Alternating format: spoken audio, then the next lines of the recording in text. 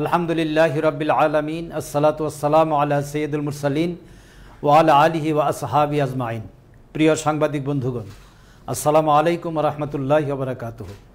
আপনারা জানেন, বর্তমান অনির্বাচিত অবৈধ সরকার 7ই জানুয়ারি প্রহসনের নির্বাচনের মাধ্যমে ক্ষমতা দখল করেছে। গত 6 জুন বাংলাদেশের জাতীয় সংসদে বর্তমান অর্থমন্ত্রী একটি বাজেট পেশ করেছেন। এই উপস্থাপিত বাজেটের উপর বাংলাদেশ জামাত ইসলামীর সেক্রেটারি জেনারেল ও সাবেক এমপি অধ্যাপক মিয়া গোলাম পরোয়ার আনুষ্ঠানিকভাবে প্রতিক্রিয়া ব্যক্ত করার উদ্দেশ্যে আজকের এই সাংবাদিক সম্মেলন। এই সাংবাদিক সম্মেলনে উপস্থিত আছেন বাংলাদেশ জামাত ইসলামীর সংগ্রামী সহকারী সেক্রেটারি জেনারেল, সদ্য কারামুক্ত মজলুম জননেতা মাওলানা রফিকুল ইসলাম খান। আরও উপস্থিত আছেন জামাত ইসলামীর কেন্দ্রীয় নির্বাহী পরিষদ সদস্য জনাব নুরুল ইসলাম বুলবুল। আরও উপস্থিত আছেন বাংলাদেশ জামাত ইসলামীর কেন্দ্রীয় নির্বাহী পরিষদ সদস্য, ঢাকা মহানগরী উত্তরের সংগ্রামী আমির, কারামুক্ত মজলুম নেতা জনাব মোহাম্মদ সেলিম উদ্দিন। এখন এই সাংবাদিক সম্মেলনে বাজেটের উপর আনুষ্ঠানিক প্রতিক্রিয়া ব্যক্ত করছেন সাবেক এমপি, বাংলাদেশ জামাত ইসলামীর সম্মানিত সেক্রেটারি জেনারেল অধ্যাপক গোলাম পরোয়ার। অধ্যাপক মিয়া গোলাম পরোয়ার ভাইকে তার আনুষ্ঠানিক প্রতিক্রিয়া ব্যক্ত করার জন্য অনুরোধ করছি। বিসমিল্লাহির রহমানির রহিম।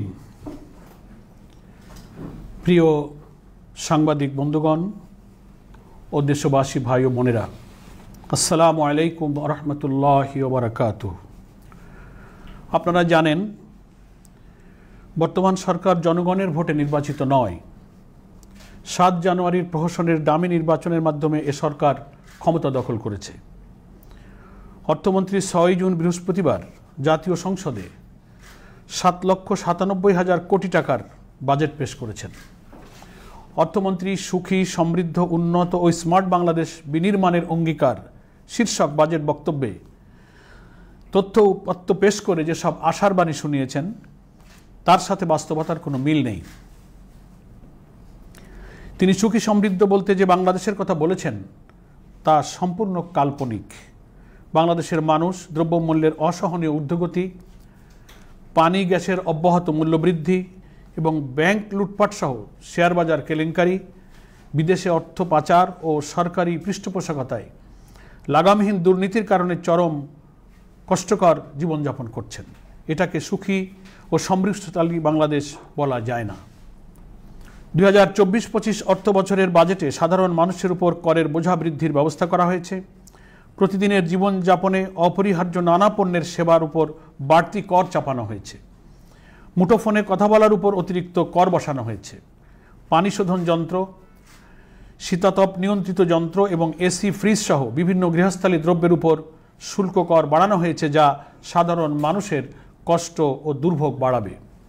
প্রস্তাবিত বাজেটে বড় অঙ্কের ব্যয় মেটাতে জাতীয় রাজস্ব বোর্ডকে 4,95,000 কোটি টাকার রাজস্ব আদায়ের লক্ষ্যমাত্রা ঠিক করে দেওয়া হয়েছে। এটি অর্জন করতে চলতি সংশোধিত বাজেট থেকে 66,000 কোটি টাকার বেশি আহরণ করতে হবে, যা বড় ধরনের চ্যালেঞ্জ বলে মনে করেন অর্থনীতিবিদগণ। প্রকৃতপক্ষে সরকারের রাজস্ব নীতি ব্যক্তি ও গোষ্ঠী নির্ভর হয়ে পড়েছে। বাজেটে 2,56,000 কোটি টাকার ঋণ নেয়ার লক্ষ্যমাত্রা ধরা হয়েছে। এই বিশাল ঋণ নির্ভর বাজেট বাস্তবায়ন করা সরকারের পক্ষে কোনোভাবেই সম্ভব নয়। বাজেট ঘাটতি মেটাতে ব্যাংকিং খাত থেকে ঋণ নেওয়ার প্রস্তাব করা হয়েছে। এটা বাস্তবায়িত হলে বেসরকারি খাতের বিনিয়োগ ব্যাপকভাবে বাধাগ্রস্ত হবে এবং মুদ্রা বাজারে অনেক বড় ধরনের প্রভাব পড়বে। সুদের হার অস্বাভাবিকভাবে বেড়ে যেতে পারে, দেখা দিতে পারে আরও তারল্য সংকট। প্রস্তাবিত বাজেটকে অর্থনীতিবিদগণ সংকোচনমূলক বাজেট বলে আখ্যায়িত করেছেন। বাজেটে মূল্যস্ফীতি, কর, জিডিপির অনুপাত এবং জিডিপির অনুপাতে বাজেট ঘাটতির যে লক্ষ্যমাত্রা ধরা হয়েছে সেটি অর্জন করা কঠিন হবে। বাজেটে ঋণ খেলাফি নিয়ন্ত্রণের কোনো কৌশল রাখা হয়নি। প্রস্তাবিত বাজেটে ঋণ খেলাফি ও হুন্ডির বিরুদ্ধে পদক্ষেপ নেওয়ার কোনো কথা বলা হয়নি। বাংলাদেশ ব্যাংক যে হিসাব করেছে তাতে বিগত মার্চ মাস পর্যন্ত খেলাপি ঋণের পরিমাণ 1,82,925 কোটি টাকা, যা প্রকৃত চিত্র নয়। বাস্তবে ব্যাংক খাতে খেলাপি ঋণের পরিমাণ 5 লক্ষ কোটি টাকা ছাড়িয়ে গেছে। খেলাপি ঋণ কমাতে হলে খেলাপিদের বিরুদ্ধে কঠোর ব্যবস্থা নেওয়া প্রয়োজন, কিন্তু বাজেটে তার কোনো দিক নির্দেশনা নেই। এতে খেলাপি ঋণের প্রবণতা আরও বাড়বে। 2009 সালে আওয়ামী লীগ ক্ষমতা গ্রহণের সময় খেলাপি ঋণ ছিল 22,481 কোটি টাকা। আওয়ামী লীগ বলেছিল খেলাপি ঋণ আদায়ের জন্য আইন প্রয়োগ অব্যাহত থাকবে, কিন্তু বাস্তবে সে খেলাপি ঋণ আদায় হয়নি, বরং বৃদ্ধি অব্যাহত আছে। বাজেটে মূল্যস্ফীতি 6.5% নামিয়ে আনার লক্ষ্যমাত্রা নির্ধারণ করেছেন অর্থমন্ত্রী। বাজেট উত্তর সংবাদ সম্মেলনে তিনি উল্লেখ করেছেন যে 6 মাসের মধ্যে মূল্যস্ফীতি কমানো হবে, অথচ 15 মাস ধরে মূল্যস্ফীতি 9%-এর উপরে। বিশেষজ্ঞগণ বলেছেন মূল্যস্ফীতির যে হিসাব ধরা হয়েছে সেটি গড় হিসাব। সাধারণ মানুষের ব্যবহৃত পণ্য বাস্কেটের ভিত্তিতে হিসাব করা হলে মূল্যস্ফীতি হবে 20%-এর বেশি। মূল্যস্ফীতি নিয়ন্ত্রণ ও অর্থনৈতিক স্থিতিশীলতা আনার বিষয়ে সুনির্দিষ্ট কোনো দিক নির্দেশনা এই বাজেটে নেই। আছে কিছু বাস্তবতা বর্জিত উচ্চ আকাঙ্ক্ষী লক্ষ্যমাত্রা। বাজেটে 15% কর দিয়ে কালো টাকা সাদা করার সুযোগ রাখা হয়েছে। এই সিদ্ধান্ত সম্পূর্ণ অনৈতিক ও অর্থনৈতিক কোনো দিক থেকেই সেটা গ্রহণযোগ্য নয়। অর্থমন্ত্রীর এই পদক্ষেপ সামাজিক ন্যায্যতার দিক থেকে বৈষম্যমূলক। বাজেটে সর্বোচ্চ কর হার নির্ধারণ করা হয়েছে 30%, কিন্তু 15% কর দিয়েই কালো টাকা বৈধ করা যাবে। এই পদক্ষেপের মাধ্যমে কর ফাঁকিবাজদের প্রণোদনা দেওয়া হয়েছে। পক্ষান্তরে নিয়মিত ও সৎ করদাতাদের তিরস্কৃত করা হয়েছে। অর্থমন্ত্রী বলেছেন, এবারের বাজেটে কালো টাকা সাদা করার সুযোগ যারা নেবেন, সরকারের কোনো সংস্থা তাদের কোনো প্রশ্ন করবে না। সরকারের এই পদক্ষেপ দুর্নীতিবাজদেরকেই উৎসাহিত করবে। বাজেটে ব্যক্তি শ্রেণীর আয়সীমা গত অর্থ বছরে 3.5 লাখ টাকা ছিল, এবছর তাই রাখা হয়েছে। পাশাপাশি বেশি আয়ের লোকদের আয়করের সীমা 25% থেকে বৃদ্ধি করে 30% করা হয়েছে, যা কোনোভাবেই গ্রহণযোগ্য নয়। ব্যক্তিকর বৃদ্ধির পাশাপাশি আয় সীমা বাড়ানো উচিত ছিল। এক্ষেত্রে আয়সীমা 4.5 লাখ টাকা হওয়া উচিত বলে আমরা মনে করি। সংগ্রামী দেশবাসী, শিক্ষাই জাতির মেরুদণ্ড। শতকরা 92% মুসলিম অধ্যুষিত বাংলাদেশের শিক্ষা ব্যবস্থা নিয়ে চলছে নানামুখী ষড়যন্ত্র। প্রস্তাবিত বাজেটেও শিক্ষা খাতে বরাদ্দ নিয়ে ব্যাপক প্রশ্নের সৃষ্টি হয়েছে। 2021-22 অর্থ বছর থেকে ধারাবাহিকভাবে জিডিপিতে শিক্ষা খাতে বরাদ্দ কমছে। যদিও শিক্ষা খাতে মোট বরাদ্দ বেশি দেখিয়ে অনেকটা শুভঙ্করের ফাঁকির আশ্রয় নেওয়া হয়েছে। সরকার দেখাতে চাচ্ছে চলতি অর্থ বছরের তুলনায় আগামী অর্থ বছরে শিক্ষা খাতে বরাদ্দ 7.42% বাড়ানো হয়েছে। এ বরাদ্দের মূল বাজেটের 11.88%। কৃষি বাংলাদেশের অর্থনীতির প্রধান চালিকা শক্তি। কৃষির উন্নয়ন, সম্প্রসারণ ও কৃষকদের জন্য প্রস্তাবিত বাজেটে উল্লেখযোগ্য কোনো বরাদ্দ রাখা হয়নি, অথচ শ্রমজীবীদের 43.89%ই কৃষি কাজের সাথে জড়িত। কৃষকের উৎপাদিত পণ্যের ন্যায্য মূল্য প্রাপ্তির কোনো নিশ্চয়তা নেই এই বাজেটে। সার, বীজ ও কীটনাশক প্রাপ্তির ক্ষেত্রে কৃষকদের সুবিধা দেওয়ার কোনো দিক নির্দেশনা এই বাজেটে নেই।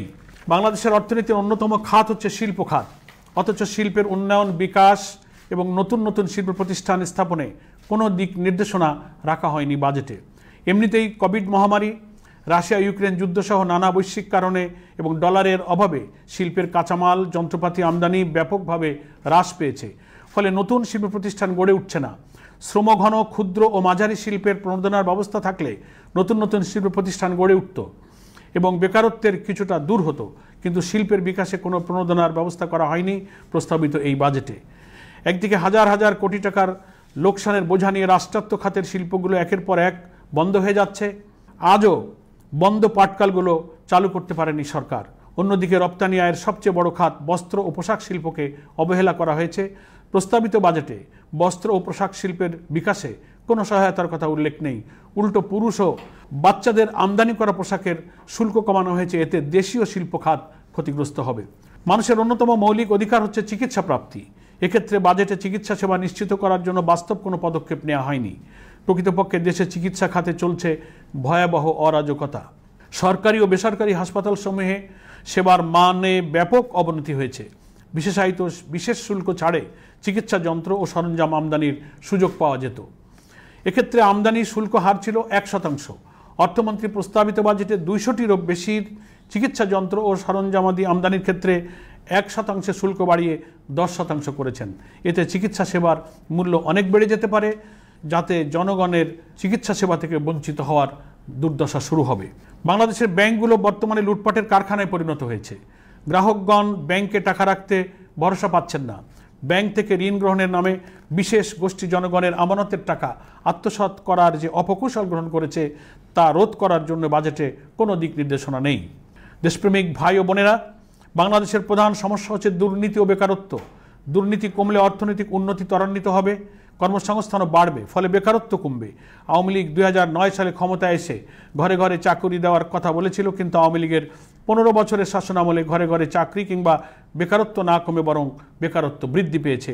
বাংলাদেশের পরিসংখ্যান ব্যুরোর হিসাব অনুযায়ী শুধু 23 সালেই বেকারত্বের সংখ্যা 24,70,000 বেড়েছে।